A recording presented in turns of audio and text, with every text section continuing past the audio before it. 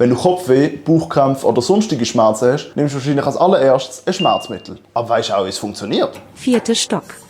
Wenn wir aus irgendeinem Grund einen physischen Schmerz empfinden, schickt der Teil vom Körper, wo wir uns weggemacht haben, ein Signal ins Hirn. Das ist dafür da, dass wir den Schmerz auch psychisch wahrnehmen und es uns eben so wehtut. Diese Signale werden mit einem Botenstoff gesendet, der Prostaglandin heisst. Viele Schmerzmittel setzen an dem Punkt an, wo das Prostaglandin entsteht und führen dazu, dass das Signal gar nicht erst losgeschickt wird. So erreicht das Signal unser Hirn nicht und wir nehmen Schmerzen nicht mehr wahr. Grundsätzlich wird bei Schmerzmitteln geraten. So viel wie nötig, so wenig wie möglich. Außerdem solltest du zwischen den verschiedenen Schmerzmitteln nicht hin und her wechseln, weil dein Körper unterschiedlich auf die verschiedenen Schmerzmittel reagieren kann. Die wichtigsten Infos zu Aspirin, Ibuprofen, Paracetamol findest du natürlich im Beipackzettel.